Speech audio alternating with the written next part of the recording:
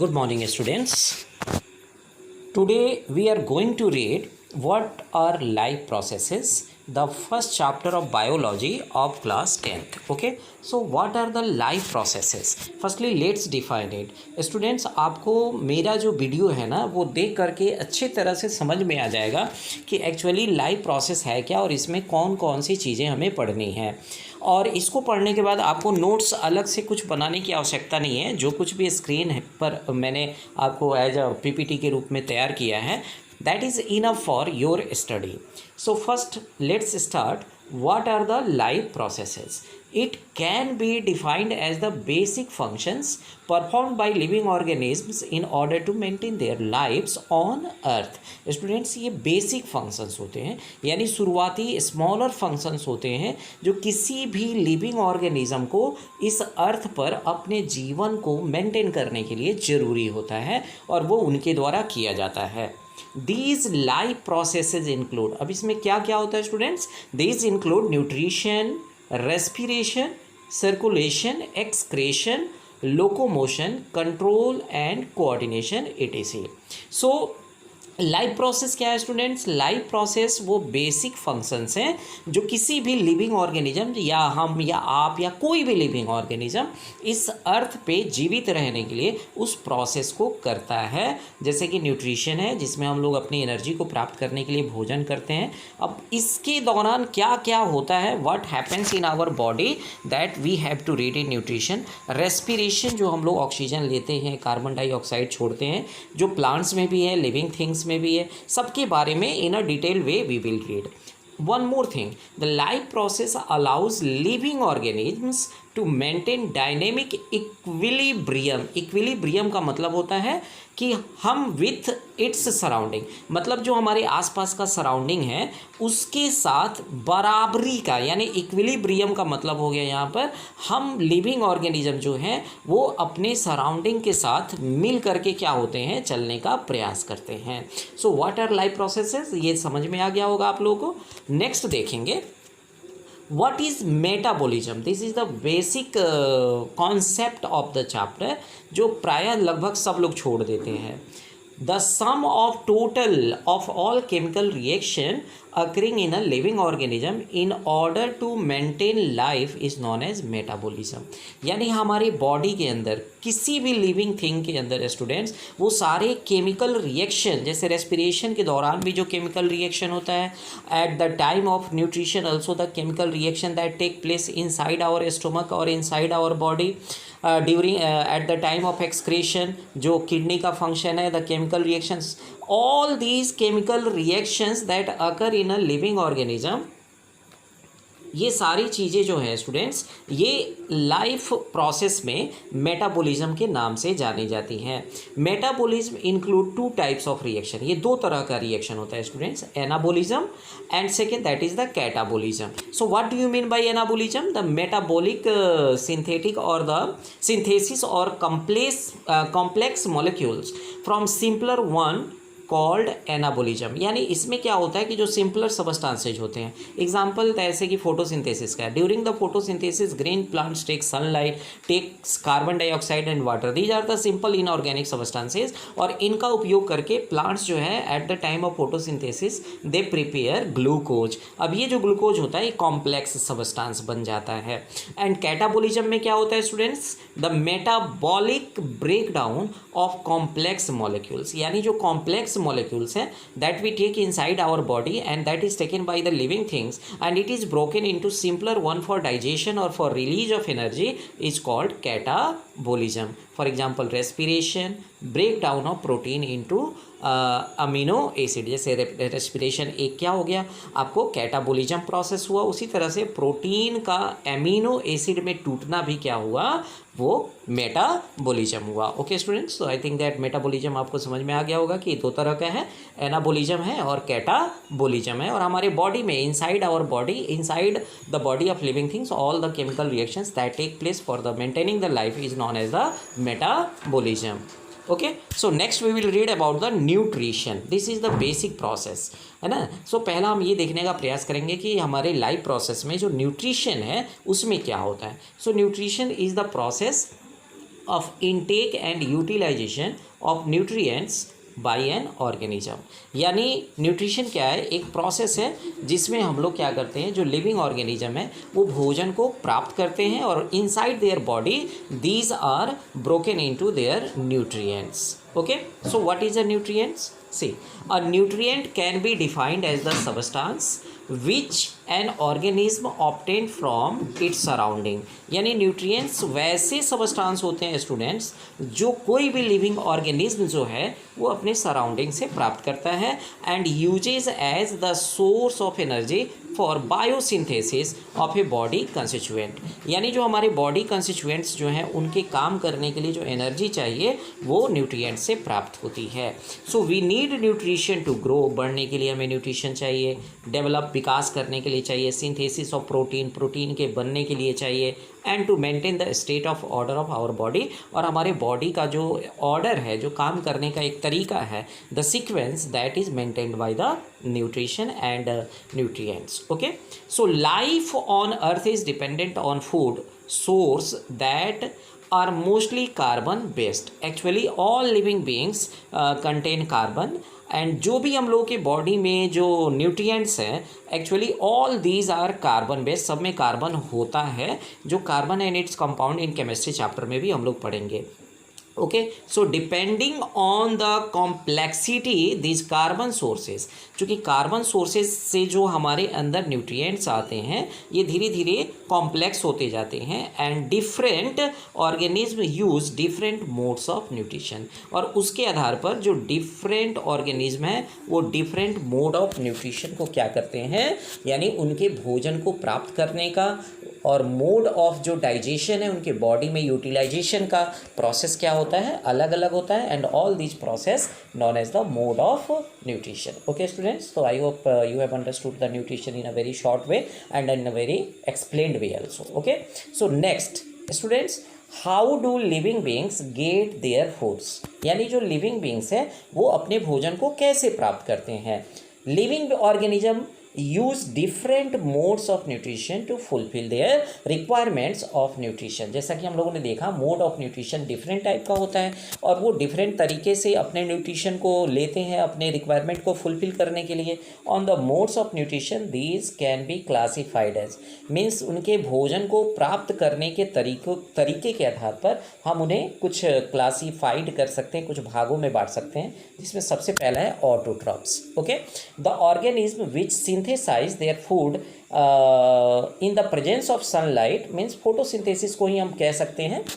Green plants are known as autotrophs, जो अपना भोजन खुद बनाते हैं and I mean that plants are autotrophs as they take sunlight, water and carbon dioxide from our surrounding and they prepare their food, so that's why they are known as the autotrophs. And heterotrophs actually organisms which cannot synthesize their food and dependent on the autotrophs for their nutrition known as the heterotrophs। तो ये तो बहुत ही simple सी चीज़ें हैं। Actually you already know autotrophs, heterotrophs, जिसको हम लोग पहले भी जान चुके हैं, समझ चुके हैं। Next students, autotrophic nutrition. So what do you mean by autotrophic nutrition? Actually I told you green plants are known as the autotrophs as they can prepare their food by using the simple raw materials from the surroundings.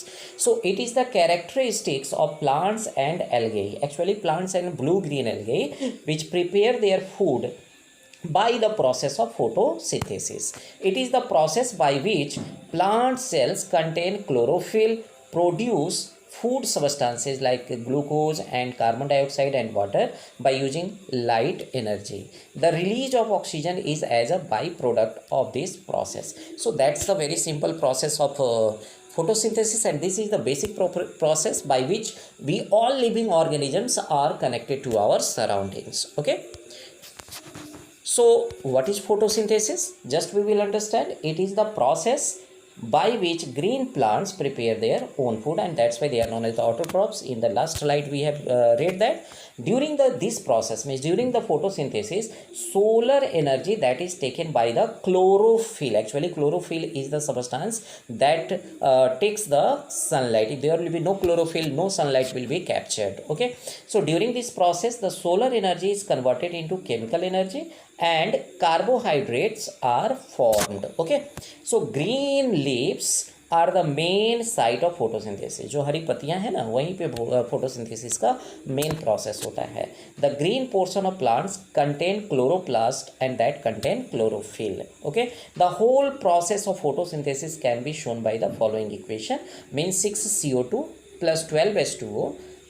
It goes to C6H12O6, that is the formula of glucose, 6O2 that is the byproduct in the form of oxygen, and 6H2O that is water. So during the photosynthesis, what happens, the main process, it has been given there, the solar energy is converted into chemical energy and carbohydrates are formed there. Green leaves are the main site of photosynthesis, that they contain the chloroplast having the chlorophyll, that is the main part that capture the sunlight. And by that equation you have understood what happens during the photosynthesis. So what are the raw materials for photosynthesis? क्या क्या चाहिए photosynthesis के लिए? First sunlight, second chlorophyll, carbon dioxide and water. These are the raw materials which are used for photosynthesis by the green plants or called autotrophs. So how do these raw materials become available to plants? Means water comes from soil through the xylem tissue in roots and stems, and carbon dioxide comes in the leaves through the stomata. So that's why these are some raw materials which are used by plants for photosynthesis. Okay, so what happens and what are the main events? What are the main events during the photosynthesis? यानी photosynthesis के दौरान क्या क्या होता है? So first process is absorption of light energy by chlorophyll. पहले slide में भी आपने देखा कि क्लोरोफिल के द्वारा लाइट एनर्जी का ऑब्जर्प्शन होता है। Conversion of light energy into chemical energy, splitting of water into hydrogen and oxygen. So actually क्या होता है कि जो chemical energy light energy को convert कर दिया जाता है किसमें, chemical energy में, और साथ में जो water है ना वो hydrogen और oxygen में क्या हो जाता है, टूट जाता है. And then there is reduction of carbon dioxide to carbohydrates, means carbon dioxide combines with hydrogen. As you know, reduction is the process by which in which hydrogen is added there, means carbon dioxide के साथ hydrogen जुड़ करके क्या बनाता है, carbohydrates बनाता है. Sunlight activates chlorophyll which leads to a splitting of water molecules. यानी क्लोरोफिल, सनलाइट के कारण जो क्लोरोफिल है ना वही एक्टिवेट होता है, जिसके चलते वाटर टूटता है हाइड्रोजन और ऑक्सीजन में.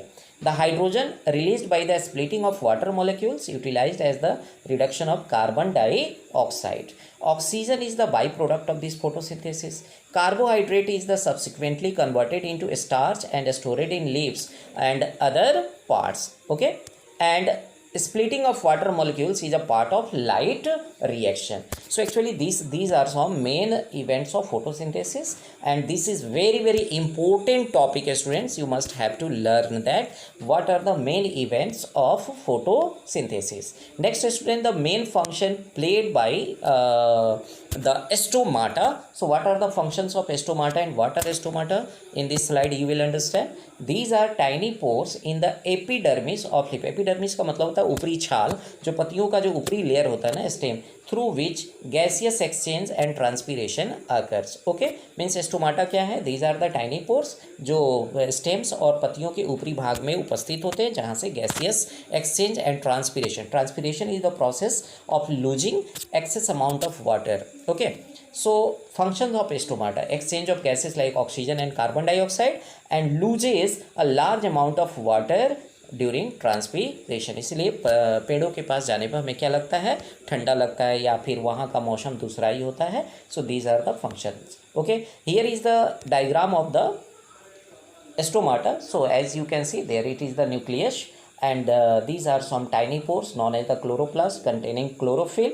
These are the airy part that is empty, that is known as the vacuole, guard cells, and there it is the cell wall. So there it is stomata, it is the closed stomata, and this is open stomata. So why this is closed or open, in the next slide we will read there.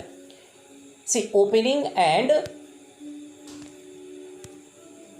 closing of stomata pores. So the opening and closing of stomatal pores are controlled by the turgidity of guard cells. जो guard cell जो पिछले slide में आपने देखा था, जैसे कि यहाँ पर जो आपका guard cell है, यहाँ पर this is the guard cell, इसके टर्जिडिटी पर डिपेंड करता है। ओके, सो ये टर्जिडिटी का मतलब क्या होता है, इसके तनाव पर डिपेंड करता है। ये मतलब तनेगा या फिर इसमें तनाव आएगा तभी ये क्लोज होगा या फिर ओपन होगा।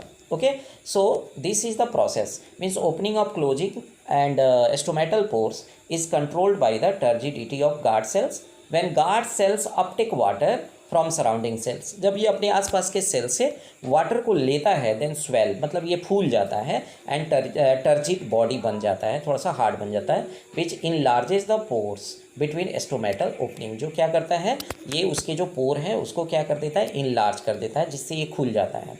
वाइल वाटर इज रिलीज, जब इसमें से वाटर निकल जाता है इट बिकम श्रिंक, मीन्स सिकुड़ जाता है and it closes the pore and this is known as the stomatal closing.